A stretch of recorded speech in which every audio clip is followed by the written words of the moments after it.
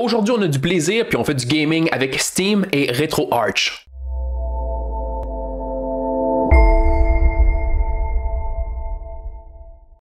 Donc, faire un peu de gaming, puis je vais vous montrer avec Steam. Je sais qu'il y a plusieurs autres plateformes, mais je peux pas garantir le fonctionnement. Vous pourrez aller vous-même vérifier, mais au moins pour installer Steam, puis commencer à gamer un peu, c'est très simple. Comme à l'habitude, depuis le Package Manager, tapons Steam Manjaro. Steam Manjaro, c'est ce que vous allez vouloir pour installer Steam sur votre machine.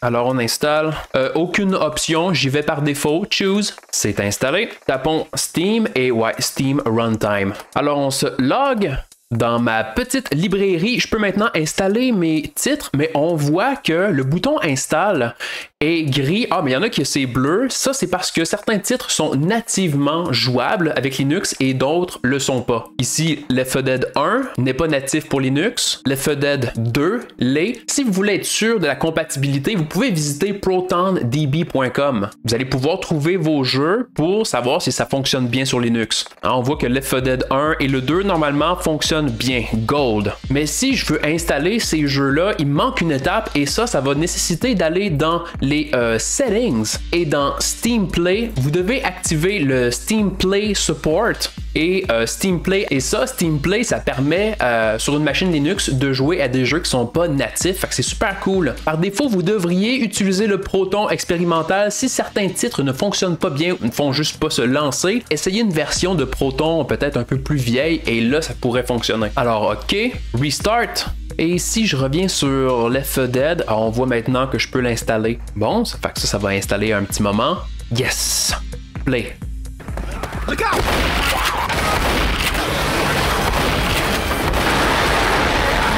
Moi, je suis pas vraiment un gamer, je suis plus nostalgique. J'aime jouer à des émulateurs pour jouer au même jeu que je jouais quand j'étais jeune. Je vais donc vous montrer RetroArch qui permet d'émuler plusieurs consoles et de jouer à des ROM, de jouer à des jeux.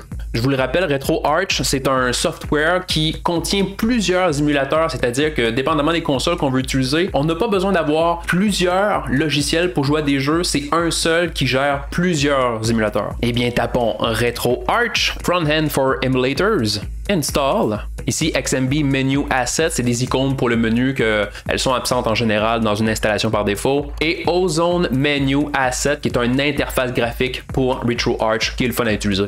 Donc on installe, je tape RetroArch, et voilà, ben, le logiciel est parti. Et sur RetroArch, la première chose à faire pour pouvoir jouer, c'est d'installer ce qu'on appelle des cores. Et les cores, c'est comme des émulateurs. Donc, on pourrait avoir un core pour Nintendo 64, PS1, PS2, GameCube. Pour jouer au jeu, on doit avoir les cores correspondant à la console. Il n'y en a pas par défaut, on va devoir les télécharger. Si vous allez dans Load Core, moi par défaut, j'en ai pas. Et même peut-être que vous pourrez en télécharger à partir d'ici, mais j'ai jamais réussi à utiliser cette interface-là pour télécharger. Je vais vous montrer comment utiliser le Package Manager pour installer des cores manuellement. À partir du Package Manager, je vais pouvoir taper le nom du core qu'il me faut pour pouvoir l'installer. Pour connaître le nom des cores à installer, je suis tombé sur un article Text Indicate. Vous allez facilement trouver sur Google le nom des cores à trouver pour les consoles. Atari 7800, Pro System, ok, Nintendo GameCube, Dolphin, Sega Saturn, Beetle Saturn. Bref, le nom des cores est tout là. Moi, je vais faire l'exemple avec le Nintendo 64. J'adore jouer au Nintendo 64. Et nous, on a plusieurs cores, j'aime utiliser Mupen 64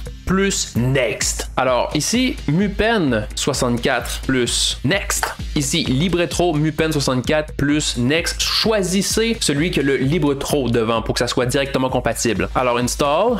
C'est terminé, je suis revenu dans RetroArch. Si vous n'aviez pas fermé et réouvert, vous pouvez faire Restart qui va permettre de loader les cores. Et maintenant, Load Core. J'ai ici Nintendo 64 Mupen.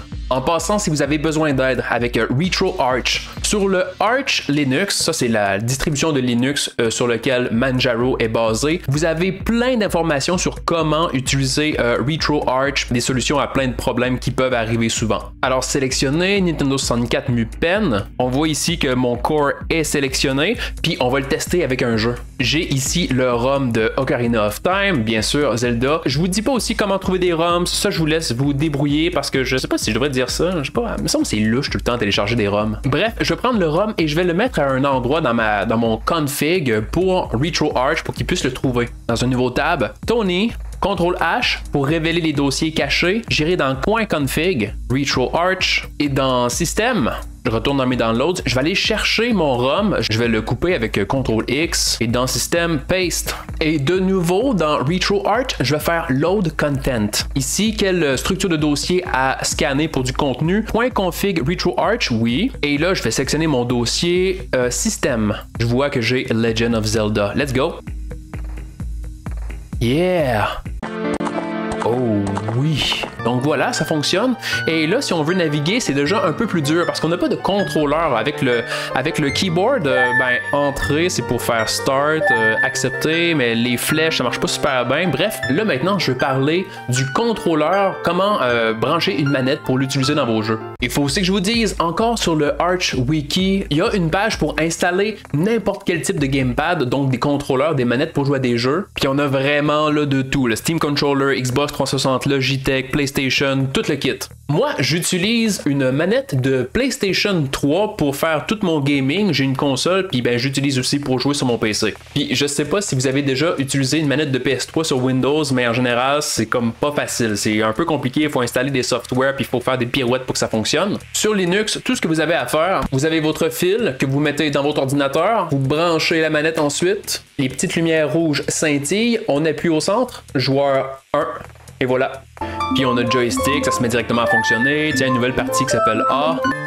Et on est parti dans une nouvelle aventure de Zelda. Puis là, c'est un émulateur, hein, ça permet de faire des affaires cool comme accélérer le jeu pour passer, des fois, peut-être des séquences d'histoire comme ça. Appuyant sur la barre espace, on accélère le tout, puis on est en train de juste passer tout. On passe rapidement les dialogues. Réappuyer sur la barre d'espace pour revenir au temps normal. Oui, bien sûr, bien sûr. Truc utile à savoir pour les sauvegardes, F2 pour prendre une sauvegarde et F4 pour reload. Et ça se fait instantanément, aucun loading. Appuyez sur la touche Home ou F1 pour accéder au menu de RetroArch. Vous pourrez prendre des screenshots, manager vos states pour vos sauvegardes, recording. Hop sur le contrôle Shaders aussi, que s'il est possible d'utiliser avec RetroArch. Et si vous voulez fermer RetroArch, Escape, encore une fois, et c'est terminé. Et là, je vais terminer aussi sur les contrôleurs. Si vous avez une machine qui est compatible à prendre des périphériques Bluetooth comme la manette, vous pourrez jouer sans fil. Puis sur Linux, c'est facile à configurer. Sur le Arch, dans la section PlayStation 3 Controller, on a le pairing avec le Bluetooth. Vous allez avoir besoin essentiellement de 3 modules. Bluewiz, Bluewiz Utils et Bluewiz Plugins qu'on va pouvoir récupérer du Package Manager. Donc Bluewiz ici, qui est déjà installé pour ma part. Bluewiz Utils aussi, qui l'est également. Et j'ai aussi besoin de Bluewiz Plugins que lui, ça c'est pas installé. Je prendrai le premier en haut, Bluewiz Plugins, Install. Ensuite, je vais taper Bluetooth Manager. On m'a dit que Bluetooth est off. Je vais faire Enable. Et maintenant, dans la petite icône Bluetooth en bas ici, je garde le clic appuyé et je vais faire Make Discoverable pour que le PC soit réceptif à la manette. Manette de PlayStation, je vais la brancher avec le fil en premier. Ça, c'est fait. Et on a ici Bluetooth Authentication. On peut maintenant faire Accept. Je débranche. Bouton Home. On a ici Sony PlayStation Connected. C'est tout pour la vidéo d'aujourd'hui. Dans la prochaine vidéo, je vais vous faire une introduction au terminal. Et oui, je sais que ça fait peur, mais là, on est rendu là. Parce que pour maintenant débloquer le plein potentiel vraiment de Linux, il faut avoir des bases quand même dans le terminal. Donc, on regarde ça dans la prochaine vidéo. Puis si tu aimais ça, mets un pouce en l'air, abonne-toi, puis laisse un petit commentaire pour hacker l'algorithme. Joins le serveur Discord. Puis sinon, jusqu'à ce qu'on se revoie, moi, je vous dis à la prochaine.